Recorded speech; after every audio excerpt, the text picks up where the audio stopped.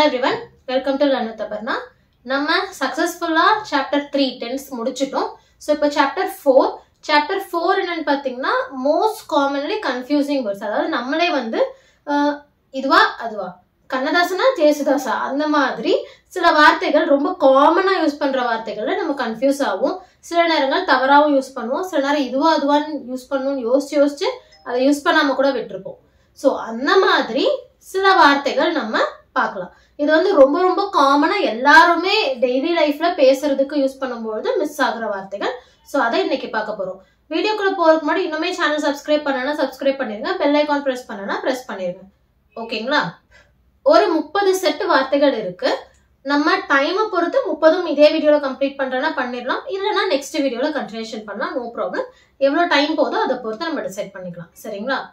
Okay. So இப்போ பார்த்தீங்கன்னா நீங்க ஃபர்ஸ்ட் ஒரு 10 செட் எழுதியிருக்கேன். ஸோ இது வந்து நீங்க பார்த்தீங்கன்னா ஆமாப்பா எனக்கும் இது ரொம்ப நாள் சந்தேகமா இருந்துச்சு, அட ஆமாம்மா எப்பா இப்பயாவது ஒருத்தர் சொல்றீங்களே அப்படிங்கிற மாதிரி உங்களுக்கு தோன்ற மாதிரி வார்த்தைகள் கூட இருக்கலாம். பிகாஸ் இது ரொம்ப காமனா யூஸ் பண்ற வார்த்தைகள். இப்போ எல்லாமே நம்ம பிகினர்ஸ்க்கு பார்த்துட்டு இருக்கறனால ரொம்ப காமனான பிகினிங் லெவல் வார்த்தைகள் தான் நம்ம பார்த்துட்டு இருக்கோம். சரிங்களா? இதே நம்ம கிளாரிட்டி ஆகணும். அப்பதான் நம்மளால போக போக அட்வான்ஸ் ஆகும்பொழுது சில வார்த்தைகள் நம்ம கரெக்டா புரிஞ்சுக்க முடியும். ஓகே. ஸோ ஃபர்ஸ்ட் சென்டென்ஸ் பார்த்தீங்கன்னா வெரி டூ. இப்போ ரெண்டுமே வந்து ரொம்ப ஜாஸ்தியா இருக்கு அப்படிங்கறத குறிக்கிறதுக்காக யூஸ் பண்ற வார்த்தைகள். டூ வெரி ரெண்டுமே ரொம்ப மிகுதியா இருக்கும் பொழுது சொல்றது. ஆனா எந்த இடத்துல வெரி யூஸ் பண்ணணும், எந்த இடத்துல டூ யூஸ் பண்ணணும், ரெண்டுமே ஒன்னே தானா அப்படின்னு கேட்டீங்கன்னா கிடையாது. ரெண்டுமே மீனிங் ஒண்ணுதான். பட் அதுல ஒரு சின்ன விஷயம் இருக்கு. என்னன்னு பாத்தீங்கன்னா நம்மளால சமாளிக்க முடியும் அப்படிங்கும் பொழுது வெரியும், நம்மளால சமாளிக்க முடியாது அப்படிங்கும் பொழுது டூவும். லைக் அவுட் ஆஃப் கண்ட்ரோல் போது டூவும், ஓகே நம்மளால கண்ட்ரோல் பண்ண முடியும் சமாளிக்க முடியும் அப்படிங்கும் பொழுது வெரி யூஸ் பண்ணுவோம். எக்ஸாம்பிளுக்கு குளிருதுன்னு வச்சுக்கோங்களேன், இட் இஸ் வெரி கோல்டு அப்படின்னு நம்ம சொல்லலாம், இட் இஸ் டூ கூல் அப்படின்னு நம்ம சொல்லலாம். ஓகே. அப்போ இதுல என்னால அந்த குளிரை சமாளிச்சுக்க முடியும் அப்படிங்கும்போது நான் வெரி யூஸ் பண்ணுவேன். It is very cold in the winter. So வின்டர்ல நம்மளுக்கு எவ்வளவு குளிர்தோ அதை நம்மளால சமாளிக்க முடியும். எப்படி சமாளிக்க முடியும்? நம்ம வந்து வின்டருக்கு நம்மளோட ட்ரெஸ் வந்து வின்டருக்கு ஏற்ற மாதிரி பண்ணிக்கலாம். ஸ்வெட்டர் போட்டுக்கலாம், தலைக்கு மங்கி கேப் போட்டுக்கலாம், ஜென்ரலா வெளியே போறதை அவாய்ட் பண்ணலாம். இந்த மாதிரி ஏதாவது ஒன்று பண்ணி வின்டர்ல நம்மளுக்கு எவ்வளவு குளிரா இருக்குமோ அதை சமாளிச்சுக்கலாம். அதுவே it is too cold inside the fridge. ஃப்ரிட்ஜுக்கு உள்ள ரொம்ப குளிரா இருக்கு, ஃப்ரிட்ஜுக்குள்ள இருக்க குளிரை நம்மளால சமாளிக்க முடியாது.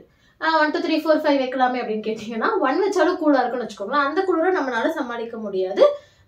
ஸோ பேசிக்கா நம்மளால சமாளிக்க முடிஞ்சதை நம்ம வெரி, நம்மளால சமாளிக்க முடியாத அவுட் ஆஃப் கண்ட்ரோல்ங்கிறதுக்கு டூ யூஸ் பண்ணுவோம். ஓகேங்களா? இன்னொரு தடவை வெரி எங்க டூ எங்கன்னு கன்ஃபியூஸ் ஆகாதீங்க.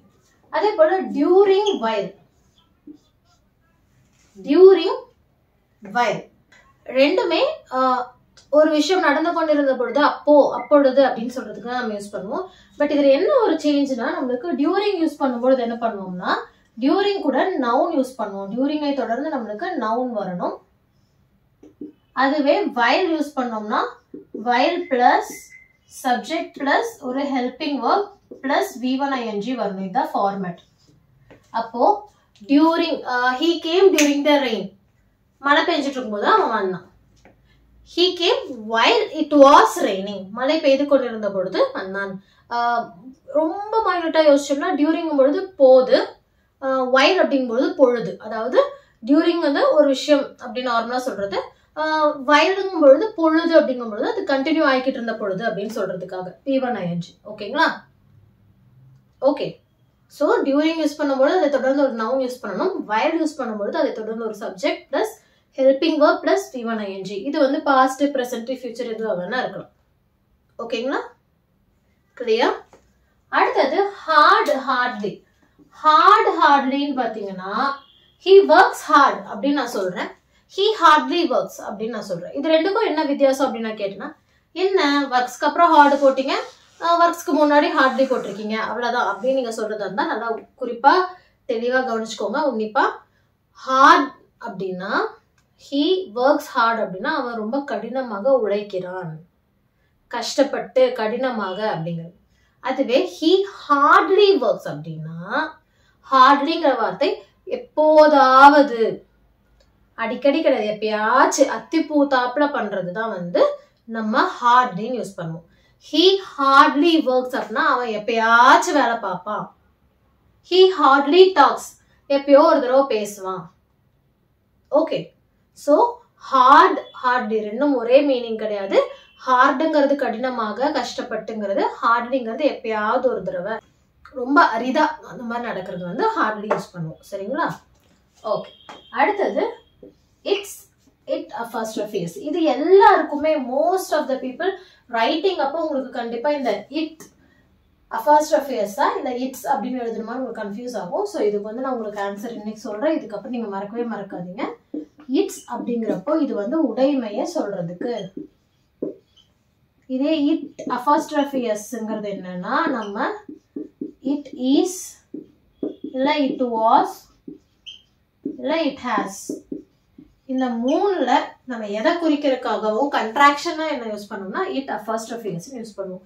அப்போ இட்ஸ் அப்படின்னா உடைமை சொல்றதுக்கு. இப்போ எக்ஸாம்பிளுக்கு he is its owner அப்படின்னா அதனுடைய ஓனர் இவர் தான் அப்படிங்கிறது. அதுவே இட் இஸ்ங்கிற பொழுது it's been a long time அப்படின்னா ரொம்ப நாள் ஆச்சு, வாங்க வாங்க பார்த்து ரொம்ப நாள் ஆச்சு, இட்ஸ் பீன் அ லாங் டைம்னா இட்ஸ் பீன் அப்படின்னு நம்ம சொல்றோம். பட் ஆக்சுவலா அது என்னன்னா it has been a long time. Okay, it's raining அப்படின்னா இட் இஸ் ரெய்னிங். ஸோ நம்ம இந்த கான்ட்ராக்ஷன் பண்ணும்பொழுது ஐக்கு பதிலா இல்ல டபிள்யூஏக்கு பதிலா இல்ல ஹெச்ஐக்கு பதிலா நம்ம apostrophe யூஸ் பண்றோம். பட் apostrophe யூஸ் பண்ணாம எஸ் இட்ஸ்ன்னு யூஸ் பண்றோம்னா அது ஒரு உடைமையை சொல்றதுக்காக. சரிங்களா? இட்ஸ் ஓகே அப்படின்னா அது ஐடிஎஸ் வருமா இல்ல ஐடி apostrophes வருமாங்கிறத எனக்கு கமெண்ட்ல சொல்லுங்க. ஓகே, யா. அடுத்தது affect, effect. Affect, effect. Affect effect அப்படிங்கிறது என்னன்னா அஃபெக்ட்ங்கிறது தாக்கம். ஓகே, எஃபெக்ட் அப்படிங்கிறது ஒரு விளைவு. அதாவது corona affected the Indian economy. Corona Indian எக்கானமிய, நம்மளுடைய எக்கானமிய ரொம்பவும் அஃபெக்ட் பண்ணுச்சு, தாக்கிருச்சு, தாக்கம். Effect, the effect of corona on economy is hard. effect, கொரோனாவோட விளைவு ரொம்ப மோசமா இருந்துச்சு எக்கானமில. ஸோ அஃபெக்ட் அப்படின்னா தாக்கம், எஃபெக்ட் அப்படின்னா விளைவு. ஒரு விஷயத்தோட ரிசல்ட் வந்து எஃபெக்ட், ஒரு விஷயத்துல இன்னொன்னு வந்து தாக்குது அப்படிங்கும்போது அஃபெக்ட். புரிஞ்சுக்கோங்க. அடுத்தது பிகாஸ், பிகாஸ் ஆஃப். ரெண்டுமே ஒண்ணுதான். இதன் மூலமாக, இதன் காரணமாக அப்படின்னு நம்ம ஒரு ரீசனை சொல்றோம் அப்படிங்கறதுக்காக யூஸ் பண்றதுதான் பிகாஸோ இல்ல பிகாஸ் ஆஃபோ. பட் இதுல என்ன வித்தியாசம்னு பாத்தீங்கன்னா சேம், நம்ம இங்க டியூரிங்க்கும் வைலுக்கும் ஸ்ட்ரக்சர் டிஃபரெண்டா இருக்குன்னு பார்த்தோம்ங்களா, அதே மாதிரிதான். ஸோ பிகாஸ் அப்படின்னா இல்ல பிகாஸ் ஆஃப் அப்படின்னா, ஸோ பிகாஸ் கூட நம்ம சப்ஜெக்ட் பிளஸ் verb யூஸ் பண்ணுவோம். Same helping verb plus V1ing format use பண்ணுவோம். அதே பிகாஸ் ஆஃப்னா அது கூட ஒரு நவுனோ இல்ல நவுன் ஃப்ரேஸோ யூஸ் பண்ணுவோம். சேம் இதுதான். டியூரிங்க்கு பதிலா பிகாஸ் ஆஃப், வைலுக்கு பதிலா பிகாஸ். மீனிங்ல சொல்றத ஃபார்மேட்டுக்கு சொல்றேன். அப்போ the match was cancelled because of the rain. The match was cancelled because of the rain. Noun வந்து rain. The match was cancelled because it was raining. Because it was raining. ரெண்டுமே ஒரே meaning தான், but sentence structure டிஃபரெண்டா இருக்கு பாத்துக்கோங்க. Okay, so அடுத்தது பாத்தீங்கன்னா who, whom, whose, whose. who யார், whom யாரை, whose யாருடைய, whose. who plus is இல்ல who plus was. சேம் இந்த மாதிரி, அதுவும் யார் தான். ஓகேங்களா? who is your friend, உன்னுடைய friend நண்பர் யார். whom do you like, உனக்கு யாரை பிடித்திருக்கிறது. whose is this pen, இந்த பென் யாருடையது. who is your friend, who's your friend, who is your friend, who was your friend. யார் உன்னுடைய நண்பர், யார் உன்னுடைய நண்பராக இருந்தார்கள். ஓகே, அடுத்து there, there, they are. thereனா அங்கே, thereனா அவர்களுடைய இல்ல அவர்களுடையது, they are அப்படின்னா they are இல்லைன்னா they were, அவர்கள். ஓகேயா? so there அப்படிங்கும் பொழுது my book was there, என் புத்தகம் அங்கே இருந்தது, அங்கே. there, he is their relative, அவன் அவர்களுடைய உறவினர். they are his relatives. அவர்கள் அவனுடைய உறவினர்கள். ஓகே ஓகே வேறப்ப அதுவே past tense. அடுத்து accept, accept, expect. accept, accept, expect. So இது வந்து நம்மளுக்கு சொல்லும் பொழுதே ப்ரொனன்சியேஷனே ரொம்ப கிளியரா பார்க்கணும். ஏன்னா ப்ரொனன்சியேஷன் மாறுச்சுன்னா நம்மளுக்கு மீனிங் மாறும், ஸ்பெல்லிங் மாறினாலும் அப்படிதான். ஸோ அக்செப்ட் அப்படின்னா ஏற்றுக்கொள்ளுதல், எக்ஸெப்ட் அப்படின்னா தவிர, தவிர்த்து, எக்ஸ்பெக்ட் அப்படின்னா எதிர்பார்க்கிறது. she accepted my invitation. அவள் என்னுடைய இன்விடேஷனை ஏற்றுக்கொண்டாள். she has invited everybody except you. அவள் உன்னை தவிர எல்லாரையுமே இன்வைட் பண்ணிருக்கா. except. she did expect this. அவள் இதை எதிர்பார்க்கவில்லை. accept, accept, expect. ஓகேங்களா? அடுத்தது breath, breathe. இது ரெண்டு பாத்தீங்கன்னா ஒரே மாதிரிதான் இருக்கும். ஒரே ஒரு வித்தியாசம் என்னன்னு பாத்தீங்கன்னா ஈ வந்து இங்க எக்ஸ்ட்ரா வந்திருக்கும்.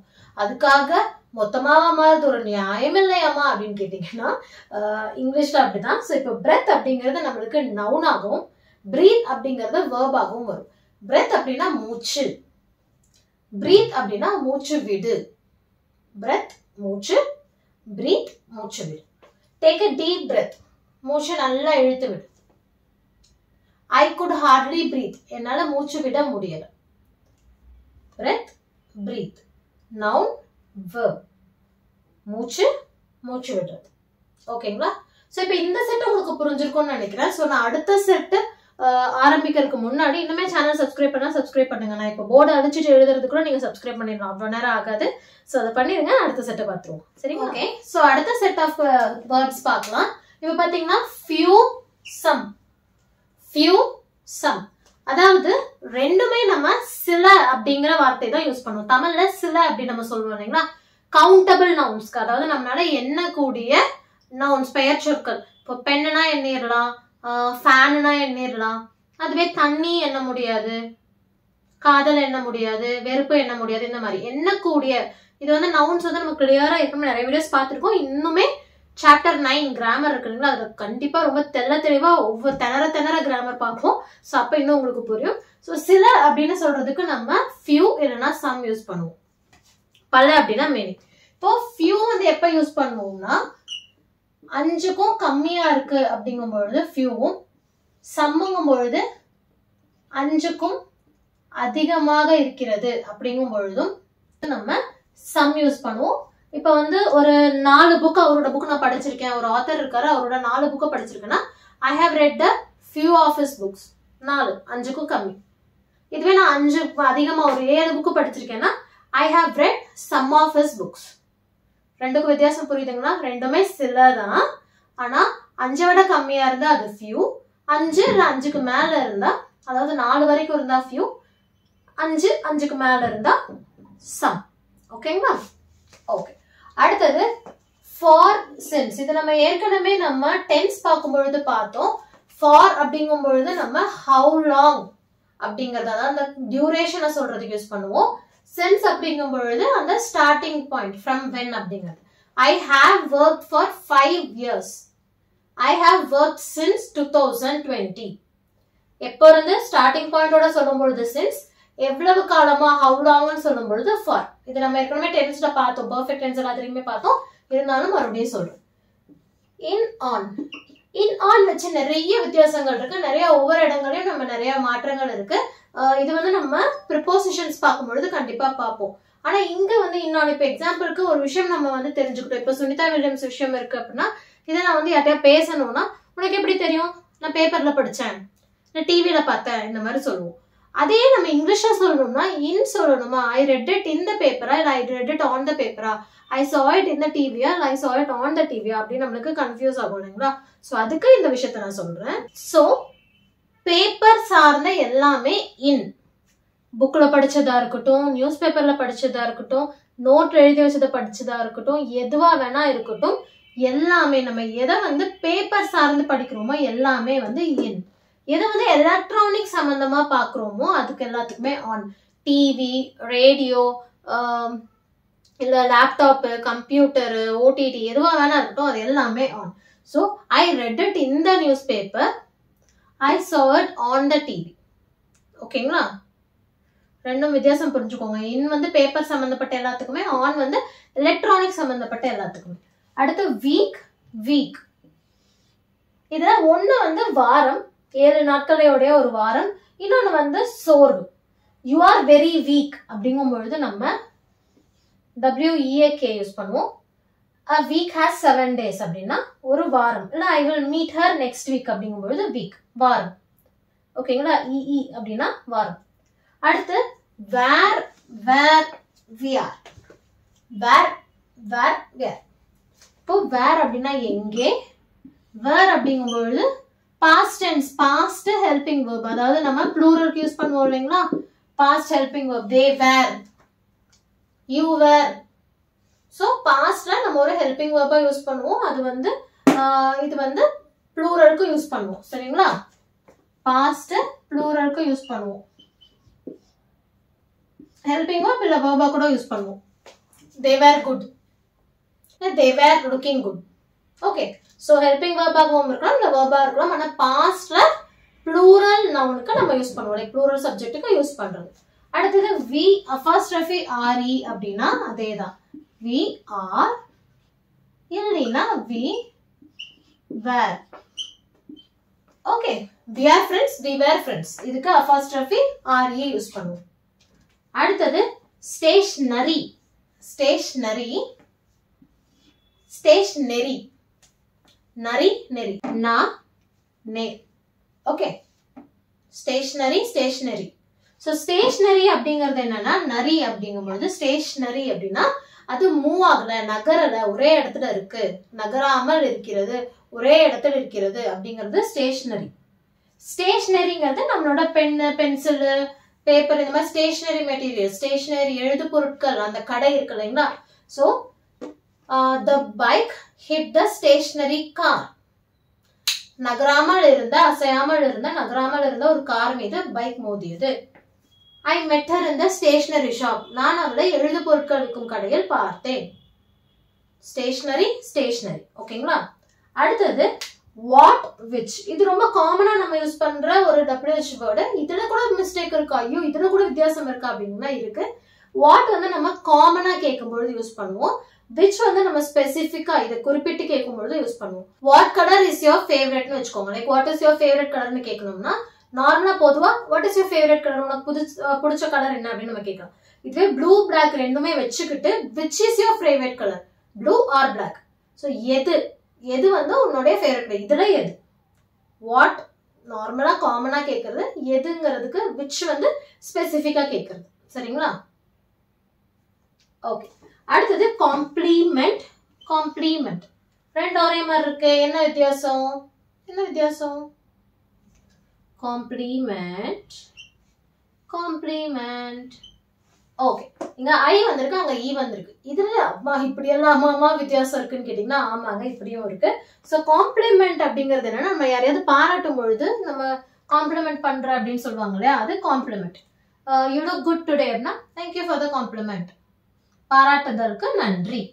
இதே காம்ப்ளிமெண்ட் அப்படிங்கும்போது ஈ வரும்பொழுது என்னன்னா முழுமையாக்குது அப்படிங்கிறது. இப்போ வந்து என்ன சொல்லலாம், மேபி அந்த ஜுவல்லரி வந்து உங்க ட்ரெஸ்ஸை வந்து நல்லா முழுமையா காட்டுது. ஒரு ப்ளூ கலர் சாரிக்கு ஒயிட் கலர் நெக்லஸ் போட்டிருக்காங்கன்னா these jewels complement your entire look, அதாவது முழுமையாக்குகிறது. Okay, bread and jam complement each other. So bread and jam வந்து ரெண்டையும் அந்த மீலை வந்து முழுமையாக்குது, அந்த மாதிரி. ஓகே, அடுத்து அன்இன்ட்ரெஸ்டட், டிஸ்இன்ட்ரெஸ்டட். இப்படி எல்லாமா இருக்கு அப்படின்னு கேக்குறீங்கன்னு எனக்கு புரியுது. ஸோ அப்படி கேட்டீங்கன்னா கமெண்ட்ல சொல்லுங்க. அன்இன்ட்ரெஸ்டட்னா நம்மளுக்கு ஆர்வம் இல்லாம இருக்கிறது. அதே டிஸ்இன்ட்ரெஸ்டட்னா நம்ம நியூட்ரலா இருக்கிறது, யார் பக்கமும் சாயாமல் நேர்மையாக நியூட்ரலா இருக்கிறது வந்து டிஸ்இன்ட்ரெஸ்டட். அன்இன்ட்ரெஸ்டட் அப்படிங்கும் பொழுது he was uninterested in the drama அப்படின்னா அவனுக்கு அந்த டிராமா மேல ஆர்வம் இல்லை, அந்த நாடகத்தில் அவனுக்கு ஈர்ப்பு இல்லை, ஆர்வம் இல்லை. Disinterested, the judge was disinterested. அந்த ஜட்ஜ் வந்து யார் பக்கமும் சாராமல் இருந்தார், நேர்மையாக இருந்தார். ஓகே, அடுத்தது அட்வைஸ். இது நம்ம நிறைய இடத்துல நிறைய பேர் மிஸ் பண்றதுதான். இது நான் நிறைய பார்த்திருக்கேன். என்னோட ஸ்டூடெண்ட்ஸ் டீமே நான் நிறைய பார்த்திருக்கேன். இதை மிஸ் பண்ணுவாங்க. அட்வைஸ் ரெண்டுமே ஒண்ணுதான். பட் ஒண்ணு வந்து நவுன், ஒண்ணு வந்து verb. CE வந்து நவுன், SE வந்து verb. So he shared the piece of his advice. அவருடைய அறிவுரையை வழங்கினார். இது நவுன். He advised us. அவரு எங்களுக்கு அறிவுரை கூறினார், இல்ல அறிவுரைத்தார். அப்போ அட்வைஸ் ரெண்டுக்கும் வித்தியாசம். CE போட்டீங்கன்னா அது நவுனா யூஸ் பண்ணணும், SE போட்டீங்கன்னா அதை verb-ஆ யூஸ் பண்ணணும். சோ SE வரும்போது தனியா ஒரு verb இருக்கணும், SE வரும்போது அதுதான் verb. ஓகேங்களா? டன். அடுத்து ரீசைன். இங்க பாருங்க நடுவுல ஒரு டேஷ் வந்திருக்கா?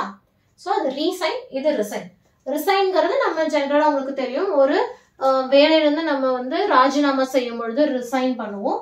ரீசைன்னா ஏற்கனவே சைன் பண்ணிருப்போம், அதை மறுபடியும் நம்ம கையெழுத்திடுவோம். He resigned his job. அவர் வந்து அவரோட வேலையை ராஜினாமா செய்தார். He asked us to resign the contract papers. அவங்க எங்களைய கான்ட்ராக்ட் பேப்பர்ஸ் மறுபடியும் கையெழுத்திட சொன்னாங்க. ஓகேங்களா? சோ இந்த செட் ஆஃப் வேர்ட்ஸ் உங்களுக்கு புரிஞ்சிருக்கும்னு நினைக்கிறேன். ஆக்சுவலி 13 நான் சொன்னேன், 21 கவர் பண்ணிட்டோம். மொத்தத்தையும் கவர் பண்ணிக்கலாம்னு நினைச்சேன்.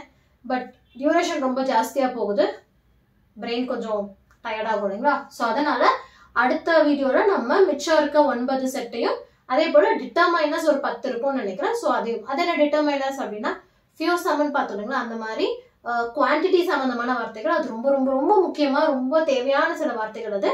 சோ அதையும் நம்ம அடுத்த வீடியோல சேர்த்து பார்த்தோம்னா. இன்னும் சேனல் சப்ஸ்கிரைப் பண்ணிருங்க.